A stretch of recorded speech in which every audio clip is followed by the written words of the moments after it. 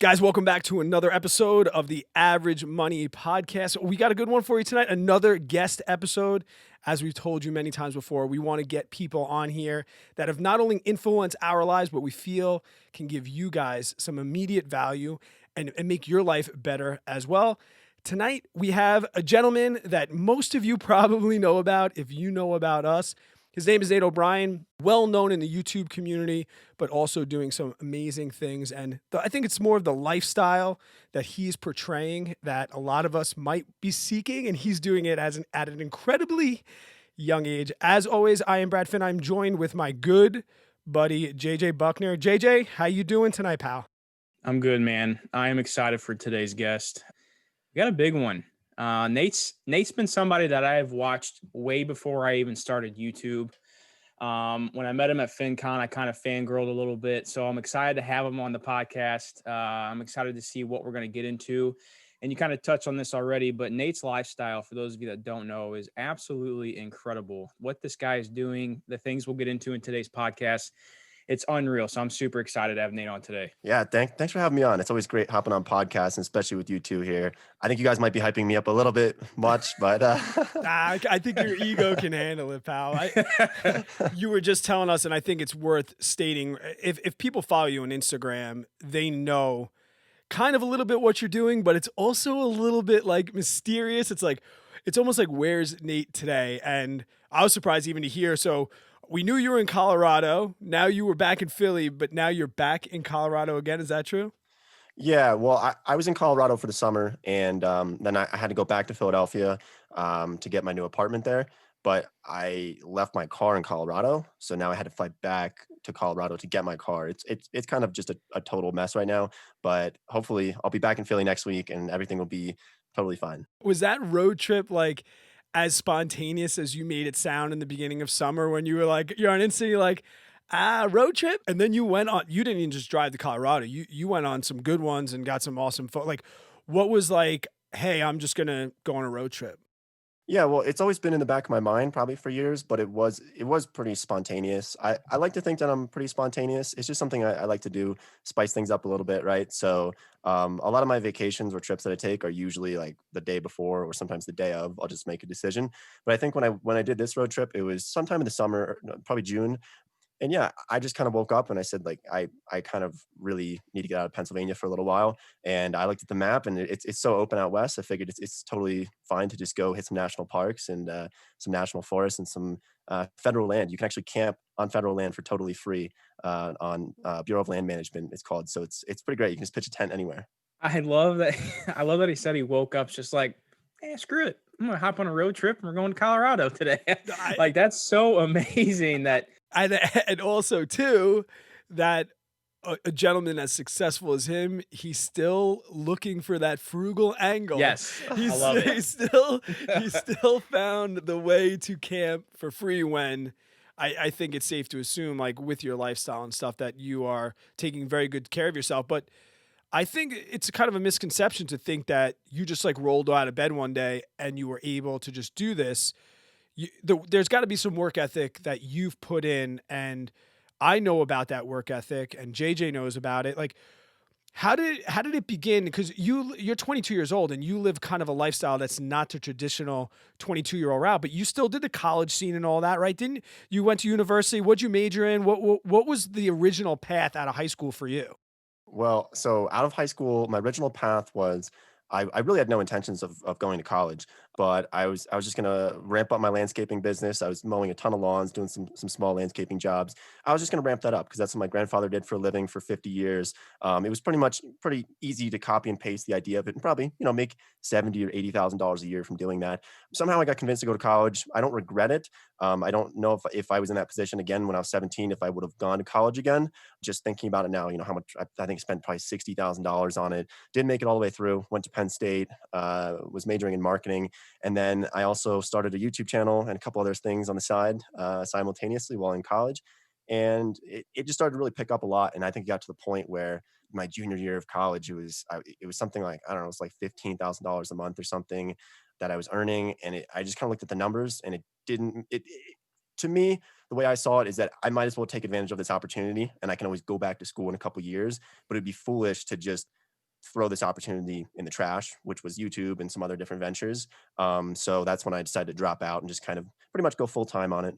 Your original content though wasn't the Nate O'Brien that we know, right? Didn't you started a separate channel, or did your channel evolve? Because I know you've done videos that weren't personal finance, right? Yeah, so it is interesting. I would say about every year or so. I've been doing YouTube for a little over 3 years now, and every year it does shift a little bit. I started talking about investing in the stock market when I first started on YouTube in early 2017 because there was just a big gap in the market, right? I would go on YouTube and there was nobody making videos about it. And I'm sure you guys realize that as well at some point, probably maybe a year after me or so, maybe right around the same time as me, when you saw it, like there's a lot of demand for this, but there's not many people making videos about how to start investing in the stock market, or not anything too scammy. Of course, I don't talk about penny stocks or try to get Right. people in the programs, just the basics of investing, how to invest into an index fund. And so that's what I started with, and then over time it sort of transformed and shifted a little bit, but my goal has always been to kind of keep my channel as broad as possible so that it gives me more video options and more flexibility. Because I think a problem for YouTubers sometimes is they get sort of pinned into this, or pigeonholed into one topic, and they feel like they have to talk about it all the time. And I hated that feeling. So now my channel is kind of, I mean, I can talk about personal finance, but I can talk about lifestyle. I can do an apartment tour, and pretty much anything that I make now is because I tied in a little bit of like personal stuff into it. I think people are sort of willing to watch it, or at least my subscribers are interested in it. Yeah, I like that a lot about your YouTube channel is how versatile you can get. I think I kind of did that. My channel, I think I did kind of pigeonhole myself into one topic to talk about, which is the whole reason why I created a second channel, because I needed that creative outlet to be able to do something different and make it a little bit more personal, because there were videos, tons of types of videos that I wanted to make, but I just couldn't because they just wouldn't perform well. Yeah, The exactly. algorithm would look at it and be like, there's no way I'm promoting this. You talk about stocks. What the hell are you doing talking about real estate investing, or, whatever it may be. And I, But I I feel the same way. Like yeah, we hear so many people talking about niche down, niche down, niche down, and Nate's kind of going with the opposite. and it's working for him. Well, yeah, yeah. I mean, we pretty much, the three of us all started our YouTube channels around the same time. Tomorrow is actually my 3-year anniversary since I uploaded my first video, and we have a broad range of subscriber base. Nate, did your channel like take off as far as growth right away? Was it one video? We hear so many people talk about the luck of YouTube, and I think that's kind of BS. There's definitely people that are more successful and definitely have more opportunities sometimes, and maybe a little bit better luck. But I think there's still that work ethic part. And also, you said you had a little bit of knowledge in marketing. Did that help at all as far as promoting your channel and getting that initial growth from the beginning? Anything that I learned in college definitely did not help with that. Not to bash on college educations, but if I was sitting in my marketing classes in early junior year, and the professor's 65 years old reading out of a textbook about how to run social media ads, Oh it my just did not gosh. work. But yeah, so that is something that I have really been focusing on, is trying to keep things broad. As far as the growth goes, though, my first month. So I started like January 2017. I think technically I started my account like December 29th or something, 2016. I started making videos January 2017. First month, I had 64 subscribers. And within 3 months, maybe I had 200 subscribers. So it was really slow going. Right. And it's, yeah, thinking back to it, I mean, I don't know how I stuck with it. I think it was just because you realize that it really grows exponentially, and it's this snowball effect. And the first couple hundred subscribers is so difficult. But just to give you a rundown, yeah, it was my first year. It was I had about 5,000 subscribers at the end of the year. My second year, I had about 55,000 subscribers at the end of the year. Both those years were I was in college, so I wasn't putting too much effort into it. After year number three, which was 2019, I think it was 330,000 subscribers, and then now it's sitting at maybe 750,000 or so. But the subscribers don't really mean anything. It's kind of like I've seen channels with 10 million subscribers and they're getting 4,000 views Yeah. per video, right? YouTube doesn't really care about that anymore. They really don't. There's something I want to say here about that, just for everyone who's listening who maybe is either thinking about starting a YouTube channel, or you just started, or you're on that kind of grind path where you haven't seen that growth quite yet. Remember what Nate just said. Nate right now has about what, 750,000 subscribers. Yeah, yeah. So Nate said, remember, just imagine seeing Nate O'Brien on YouTube with 64 subscribers. That just goes to show that everybody starts from nothing, and you can grow it to whatever you want. You just got to put in the work, and you got to know what you're doing. And it takes time to do that, obviously, because you started in what, 2017. So I wanted to state that because there are sometimes I know it happened to me when I first started. You get that like, why did I keep doing this? What's the reasoning for this? But the growth will come. You just got to keep working at And it. I'll even add to that the people that myself included. I just changed my whole set. Like Nate had an incredible simplicity to Mm-hmm. his videos, simple background. And I think I've heard probably through JJ because I miss FinCon because my son was being born, that jerk. And he's actually one tomorrow. But, you know, you were kind of like even a one cut kind of guy. Like you were kind of, there wasn't a lot of editing going on. Like how much preparation, or were you just kind of just going for it?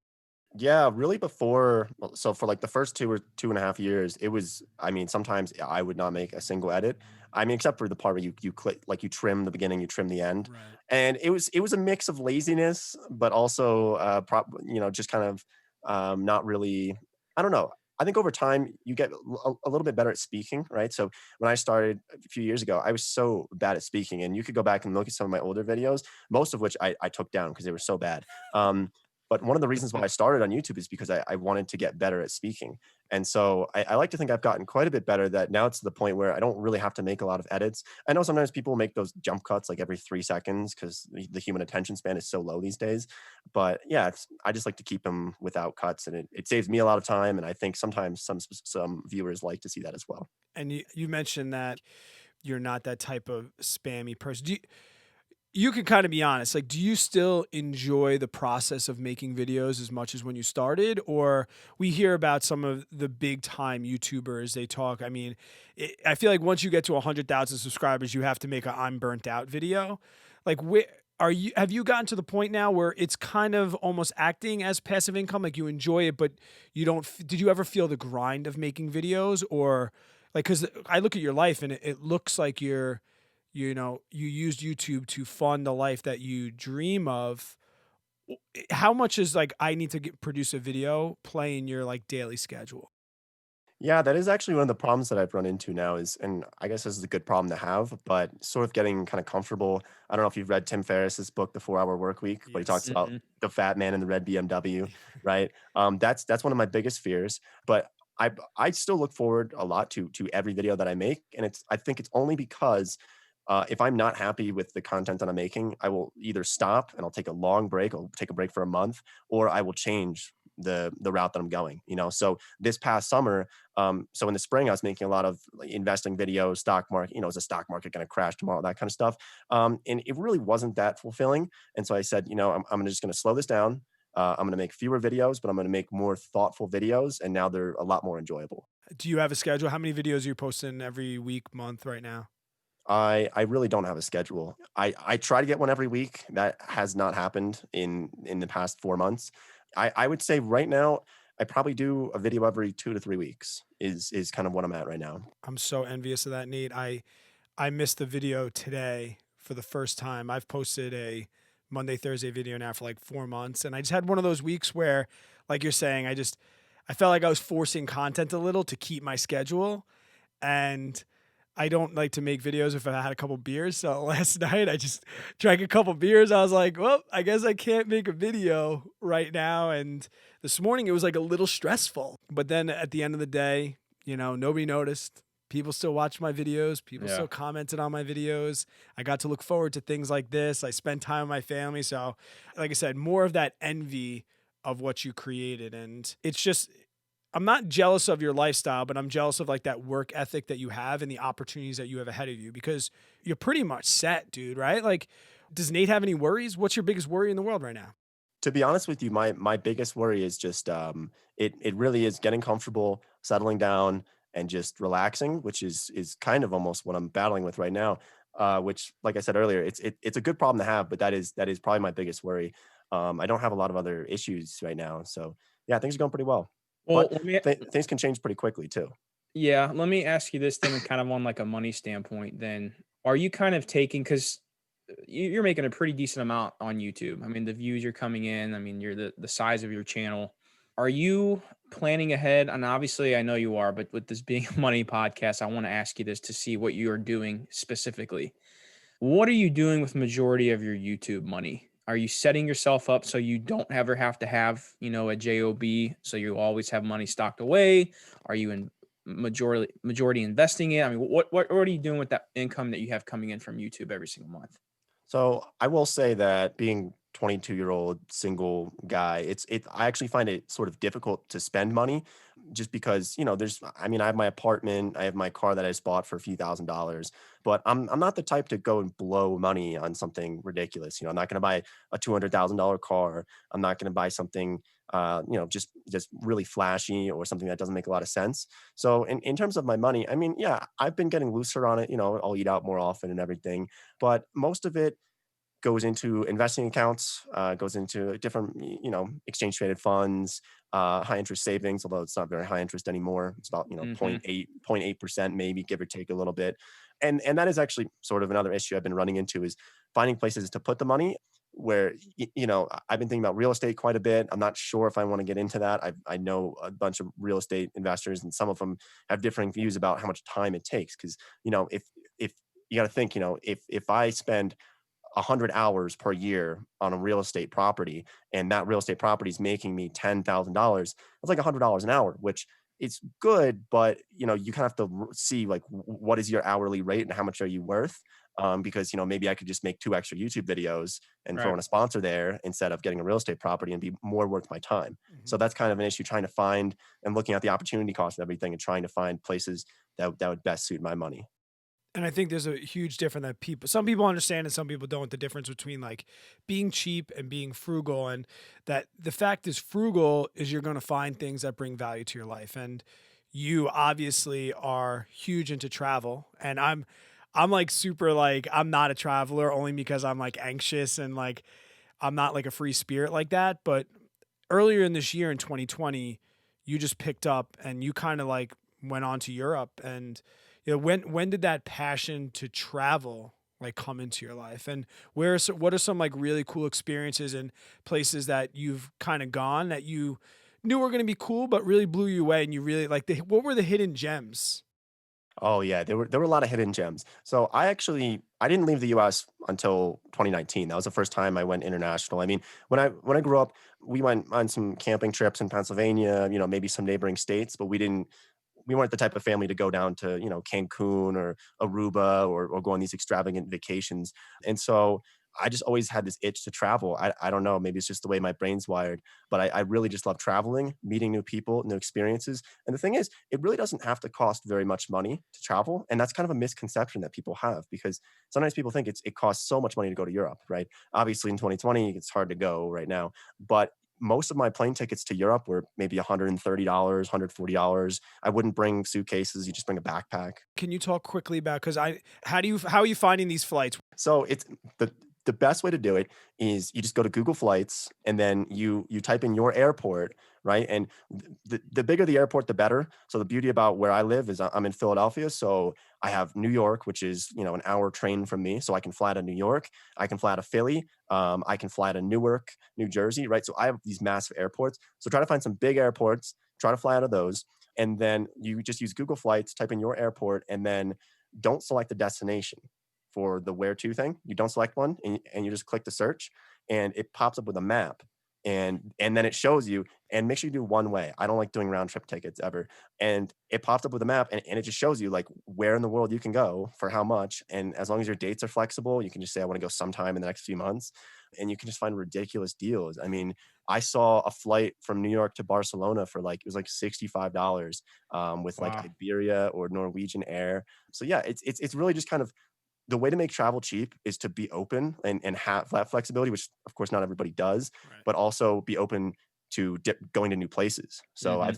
I went to places that I had no plans on going to, but I just looked on the map and it was like, well, this is really cheap to go to, so let's just try it out and see what happens. So So you were let flying me. by the seat of your pants. That's what I was gonna ask. Like, so when you just like you say, okay, I'm flying to Barcelona or wherever, do you literally just book the flight and you wait to book like a hotel or a hostel till you get there, or how's that work?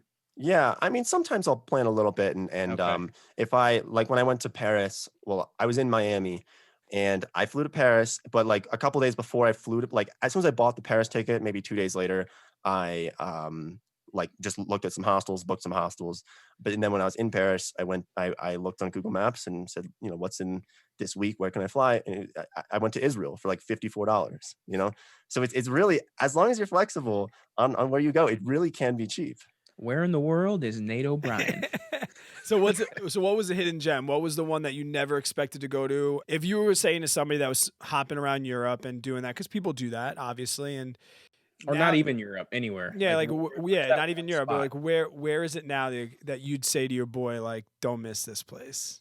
Oh, wow. You know what? This is such a tough question because there were so many just incredible places. Obviously, Tokyo is insane just because it's so like I was walking around Tokyo and I just felt like the local idiot. I mean, I didn't know like just everything that in terms of just society is different. And there's these little differences where people just look at you funny because they're like, why are you walking that way? Or why are you, crossing the street when it says don't cross? And there's a lot of different things that you just feel like a total idiot.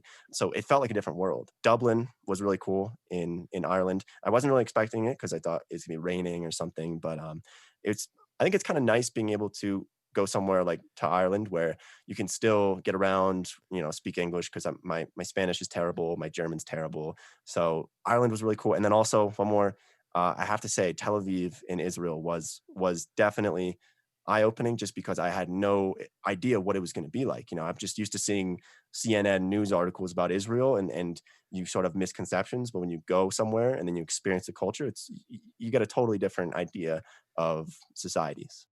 And stop me if I'm wrong. Like I think I remember maybe even saying to JJ, you were kind of over there in March and stuff when this pandemic really started. I think I remember saying to JJ or something like, Nate's gonna get stuck in Europe. Yeah. Like, right? Wasn't it about that time? Like, did you Yeah. know that was going on? Were you watching the news or like when did you find out like crap, I better get back to the States? Yeah, I was in a hostel in Austria, in Vienna, Austria. I was listening to my friends from college, and I woke up in the morning and I had probably like 40 or 50 texts from people because that was when Trump said that he's blocking off the borders. It was like March 11th maybe or something, Yeah. and that's when I was like, damn, I need to get back to America ASAP. So I flew back, but I mean, you could get back if you were American anyway. But he was like blocking, I think, Europeans or non-US citizens. But I flew in at like 10:30 right before like 10:30 p.m. right before that blocking anybody who's not US. And everybody on my flight was European trying to get just squeeze into the US and like the flight kept getting delayed. People were like sweating on the plane. They had to get into America. It was very stressful, very, very stressful. But I was in Europe starting like sometime mid-February, so I wasn't really planning on COVID. I don't think a lot of us were planning on that. Yeah, no. No, I want to go back real quick to like the flights and getting cheaper flights for traveling. You mentioned Google Flights and kind of just picking where cheap flights were, but do you also do anything else to kind of help out with cutting the cost on traveling? I mean, are you using credit card reward points? I mentioned hostels earlier. Are you staying in cheaper hotels? Like, what's kind of your ideas, or what do you do to be able to get that traveling expenses down? Yeah, so you can find cheap flights, and then I honestly really like hostels. I mean, I even with my income now, which is increased over the past couple of years, I still like sure I could certainly probably afford hotels every night if I wanted to, but I like hostels because it's a social environment. You meet people from all over the world. I've made some really great friends in just different hostels. It's not always something you want to be in. I mean, sometimes you're like, all right, I just want my own massive king bed and a nice quiet place. And sometimes I do that. Sometimes I'll get hotels. Traveling light, I think helps a lot because I just travel with a backpack, and I'll just wash my clothes every few days. Like I'll have, 3 t-shirts and a couple pairs of pants and just like wash my clothes like more often than what some people do. I see people like, no offense to my parents, but I see people who travel with like, 4 suitcases, 4 massive suitcases, and they have all kinds of stuff in there. And I just don't know how necessary it is to have all of that. Nate And would have and it costs flipped. a lot. Nate would have flipped if he would have saw my SUV when we drove down to Oh, Florida oh last no. week. Just wait till you have kids, bud. I don't know how you got your kids into the car, JJ. Pack and play and toys and oh my gosh. Well, yeah, when you have kids, that totally makes Yeah. sense. And a whole family, that's different. Mhm. But single person, you can just buy, like if I forget something, it's, Right. oh, I need a razor. Well, I'll just walk into a store and grab a razor, So travel light, and then I'll just buy the little things that I need. And I also usually do my clothes shopping when I travel as well. Are you itching to get back out, or has this road trip made you more curious about things here in the States? Like, if travel bans and COVID went away tomorrow, what's the plan? I would probably be somewhere in the Mediterranean. I just love Europe, honestly. It's just so great. Of course, I love America too, and there's so much to do here. But I kind of had to change the strategy. I just have this itch to travel. Had to change the strategy. You know, for from March to June, I was just locked up, and then for June to now, I thought, you know what, I can probably go out west, and that's actually one of the reasons why I was staying on that government land, because there's literally nobody around. So it was pretty great. I mean, I didn't have to worry about COVID. It was just totally isolated, and I liked it a lot. Is there a chance you would ever end up settling down in Europe, or do you think you'll always come back home to the States? I am looking for probably, hopefully, I can buy a place somewhere in a different country outside of America. And, you know, obviously, you're going to be taxed U.S. for U.S. Hmm. taxes regardless of where you live. It's one of the only countries that does that.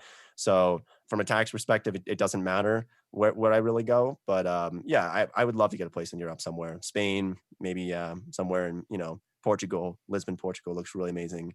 Greece. There's just so many options. Does a guy like you think about family and kids yet? I don't even remember being 22, to be honest with you. Like, or like, I mean, not to say that you're selfish, but like you have a particular lifestyle, and I think things fall into place. I'm not saying like, are you looking for chicks, bro? Like, it's not like that, but I mean, What are you? what kind of chicks do you date? But So, like, no, but do you feel yourself slowing down, or are you hitting your stride right now? I'm I'm trying not to slow down, but I might be a little bit, you know. And if if I could plan my life perfectly, it would be great to start a family in my late 20s. You know, it'd be great if I could do it in, you know, 5 or 6 or 7 years from now. But it's life, you know, and you Yep. really can't plan it. And I don't know what's going to happen this year, next year, the year after.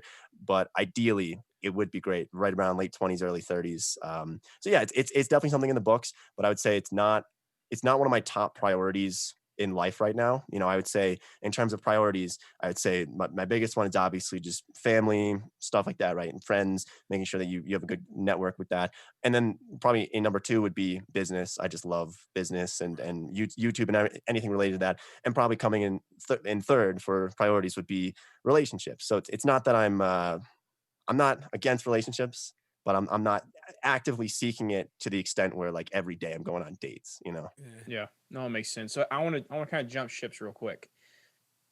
There was something I wanted to touch on at the very beginning of the show that we kind of went across, but uh, college.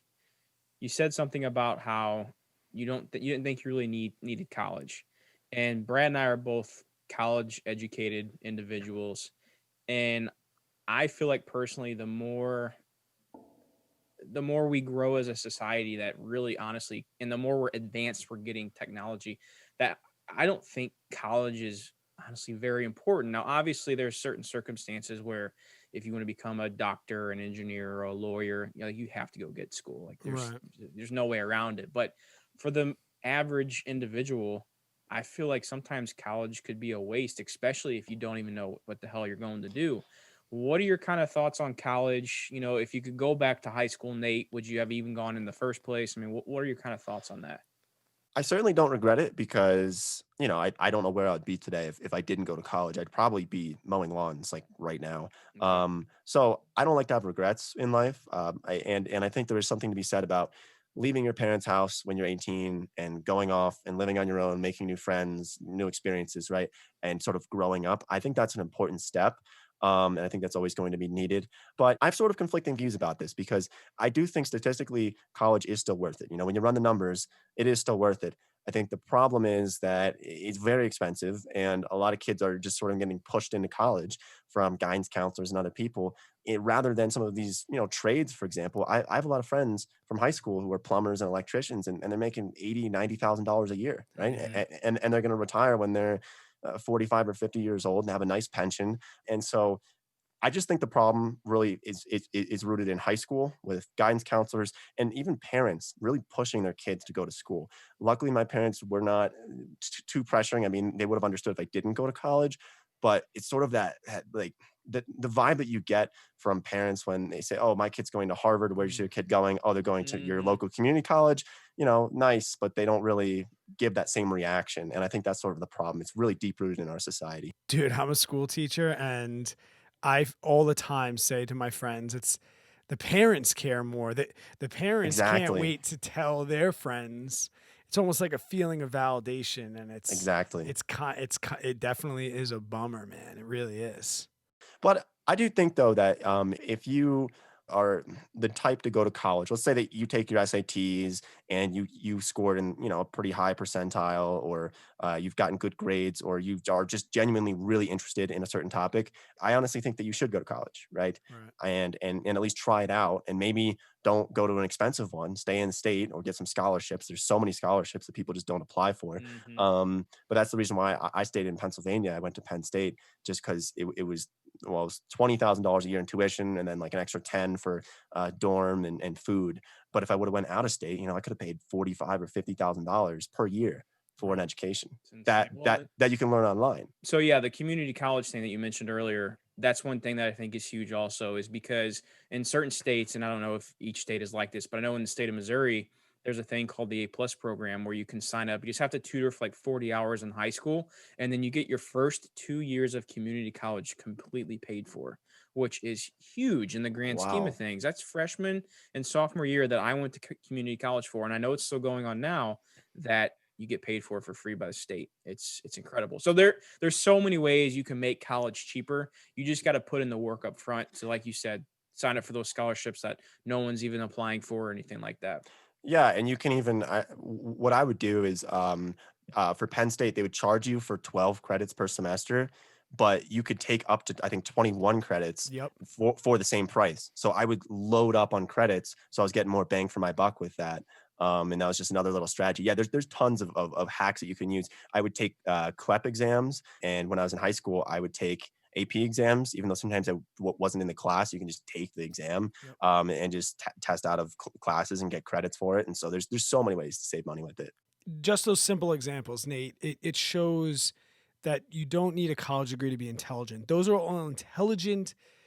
Those are no, but I'm saying like that's real life stuff right there. That's street smarts.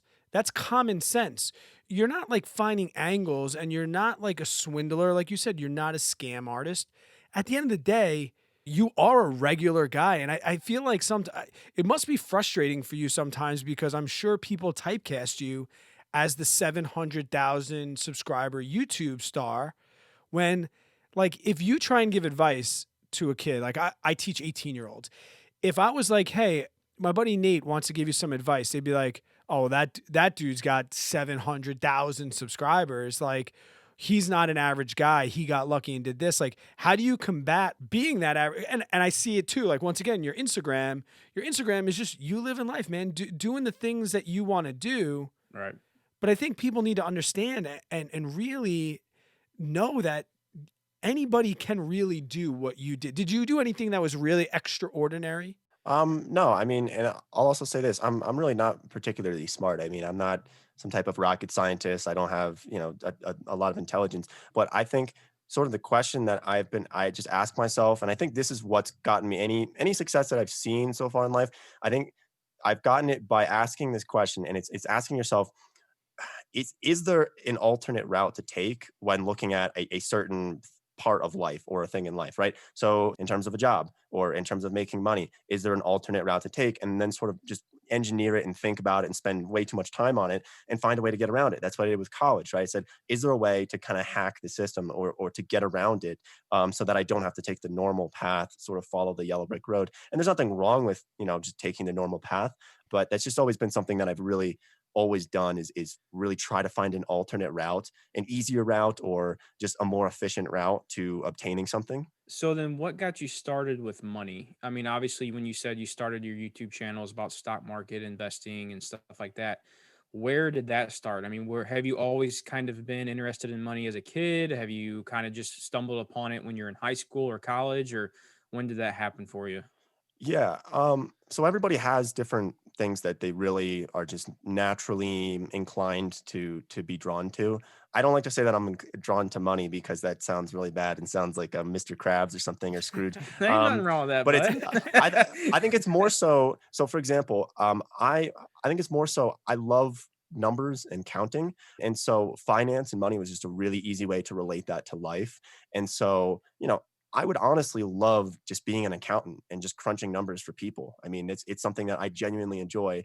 And I think I said this in a podcast before, like last week, but I feel bad for my accountant. I mean, I call him up all the time and I'm always talking to him, talking about numbers and everything. And it's just something that I genuinely enjoy. But some people, they love music. I'm not a musical person. I mean, I like listening to it, but I can't keep a beat to save my life. I mean, I can't play drums. I can't play guitar.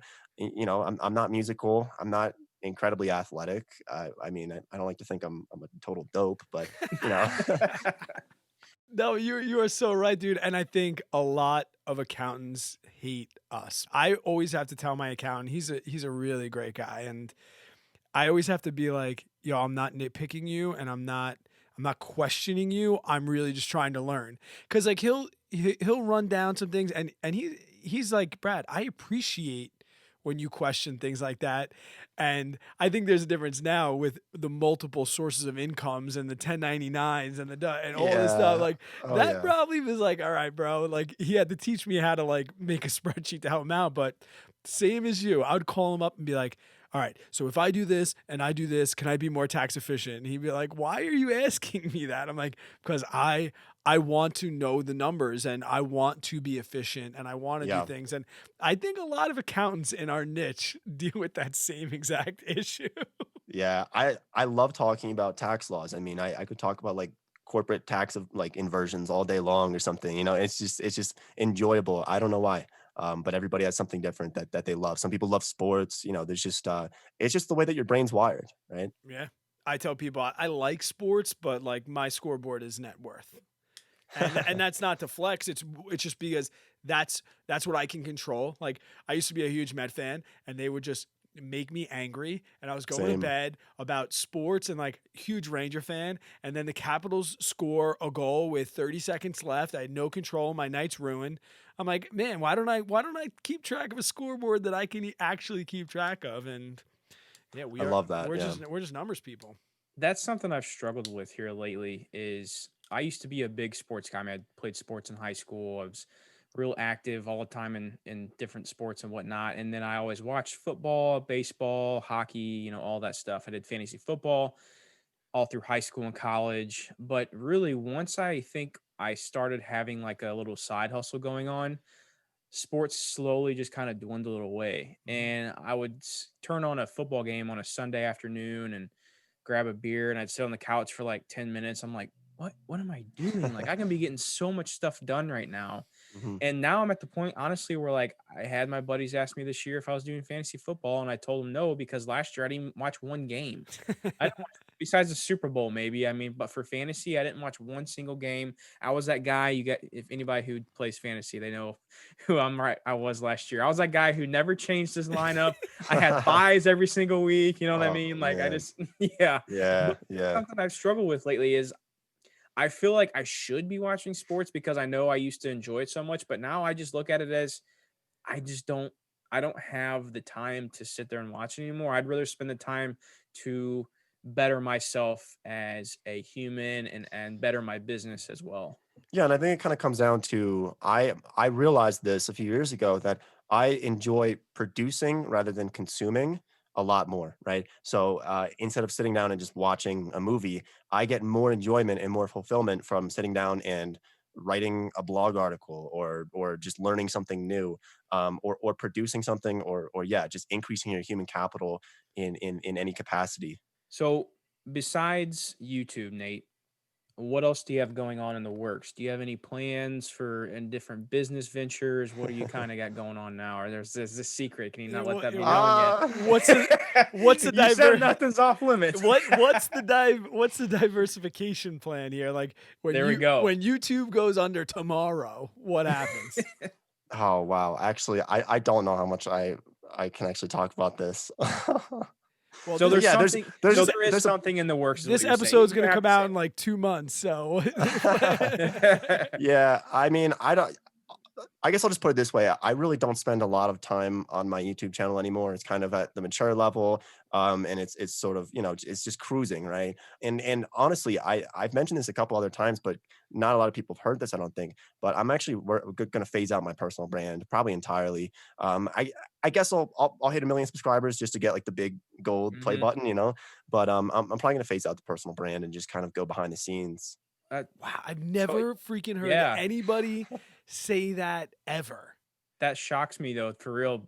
Why? I guess why? Like Why if do I you want heard to do Graham that? Stephan be like, "Yeah, I'm just nah," that would shock the crap out of. Now that either means one of two things: like you have Hmm. reached contentment, Yeah. or you, like you said, it's a mature channel. Like I see you growing your channel, and you've switched from that simplicity that I talked about. You added B-roll, and maybe that was a little bit of like playing around and trying things out. But like I don't want people to think when you say you're trying to phase it out, it's because you're like, this is just YouTube and I can do other things. Like there's got to be, you're always going to be driven to succeed in something, right? You're not going to be 23 years old and be like, I'm done. Oh no, I'm always going to be working on something, and I think the reason kind of why I am going to phase it out is because it's I still enjoy it quite a bit. I mean, it's obviously great, but I think there could be some things that I would like to chase after that are a little bit bigger that I could work on, Good. and I don't want to say that I definitely don't want to say that YouTube is like a distraction, but it sort of is like where you say, well, I should really get out a video today, even though you'd rather work on a different project that maybe excites you a little bit more.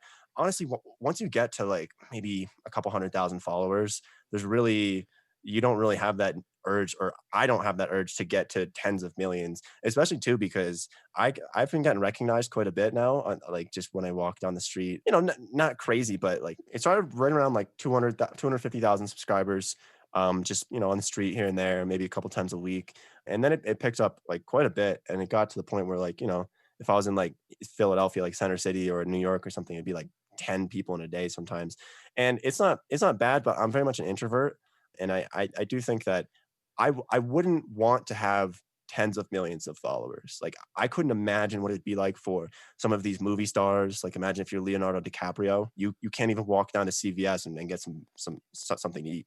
And I think there's sort of a balance there where it's nice to have some influence. It's nice to have a personal brand, but I think right around 1 million is like the sweet spot in my personal opinion, Right. because once you get to a certain level, it's like you have people showing up at your house, you have stalkers, you have like all kinds of new problems that you wouldn't even imagine. But there's something that is nice about being anonymous that Oh people yeah. don't realize. Yeah. And I don't think that's you flexing at all. And there has to be plateaus. And I've heard other people talk about this and maybe you see it. And I know even JJ's dealing with it on a small level is people taking advantage of your personal brand. Hmm. And if you could, maybe just reach out to listeners that, because somebody at my size, no, there's nobody making Brad Finn freaking Instagrams. It's So coming. do you experience that? Are people making Nate O'Brien things and trying to take advantage of people using your brand? Because I'm sure that's got to be something you're worried about. Yeah, totally. I mean, there's tons of scammers. As a rule of thumb for anybody who's listening to this, I don't sell anything. I don't have any programs or courses or mentorships. It's all just free content. And yeah, there's just tons of scammers. It's just the internet, and that's what happens when you get to a certain level, and especially too because we talk about money a lot, so it's just easy Hmm. targets to go after people with that. It's really sad to see, but it's gonna happen.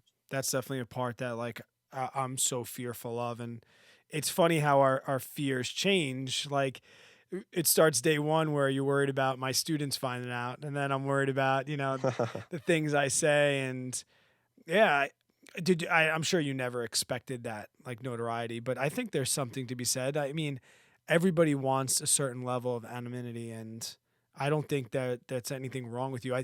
So many people would probably think like, oh man, anybody would dream of having 1 million subscribers and he's just going to hang it up. But like you said, there's other things to do. Plateau. Any business and career can plateau. I got told I was a donkey when I sold a brewery that was a multi-million-dollar business, but I saw like personal future growth, even if it didn't make me as much money. Like as you get older, Yeah, you you need wanted to to move start. on. Yeah, Yeah. you start to value time and stuff. And I don't judge you at all for that. No, me neither. And think about Brad, think about you and me when we were 22. I mean, think about how many changes you have throughout your life, how many different opinions, different things you're looking forward to, you want to try. I mean, so I totally understand and get where you're coming from. I'm just excited to see I what can't happens wait either. next. Too, because even the dating scene, there's gotta be some girls that are like, am I dating Nate O'Brien or am I dating this guy that I met that I'm really into? Does that have like, are you Oh, are that's a concern. are Yeah. you on Tinder? Yeah. Are you on Tinder? Like does that happen? Like, That is a concern. Yeah. I mean, so there's also a life cycle to every business and every personal brand. And so what I really hate to see happen is you see the washed up YouTubers from 2012 and they're still making videos 8 years later. Like imagine how much that must just suck. Hmm. I would never want to be in that position. So I've diversified outside of YouTube. And also, I mean, I love making YouTube videos now, but I definitely know that I wouldn't want to be making them in 10 years. So that's why I'm saving a lot of my money. And also eventually I'm going to phase out the channel because eventually it would die anyway. So I guess you could say Yeah. this is almost going out on my own terms, go out the bang. that's what Casey Neistat did. That's it. Yeah, That Casey. is what he but did. the thing is too, you can always come back. So probably when I hit 1 million subscribers, which might be maybe around Christmas or so, we'll see. When I hit 1 million subscribers, I'll probably, just stop making videos for a few months, work on some other projects. And then, if I get around to it, I'll still make a video every now and then, but it'll be something that I just want to do. And yeah. I want to wrap this up with Yeah. one last question, Nate. So I know we kind of touched on, your where you're possibly ending, not ending, but stopping or taking a break from the YouTube channel within by Christmas or whenever you hit 1 million. Where is Nate O'Brien in the next 5 to 10 years? Where do you see yourself? I know this is probably a tough question, but if you had to guess right now where you would be, what's that answer? It's really difficult to tell you, but I would say that I love growing things, and usually that's businesses. I also love politics. I'd love working in political campaigns. I love marketing. So it'd be great to join a startup at some point and maybe provide some type of insight with certain marketing things. I like to think that we've gotten a good understanding of organic growth, right, with YouTube and understanding audiences pretty well. So I think it'd be really fun and exciting to work for a startup or maybe even start my own at some point in the future. And yeah, I'll probably have a lot more time to do that and work on that once I phase out the channel. So that's what I'm looking forward to. I love it. It's awesome to watch, and it's funny as I get older, a lot of people are a lot younger than me now, and that's fine. But I love surrounding myself with like-minded people and watching your success. I like JJ. I like to clap when people win, and I applaud you on what you're doing. And like JJ said, I appreciate it, and I think it's awesome. And it drives little guys like me, even though we started our channels at the same time, it still drives me to enjoy that success and to find the same happiness and contentment that you're finding.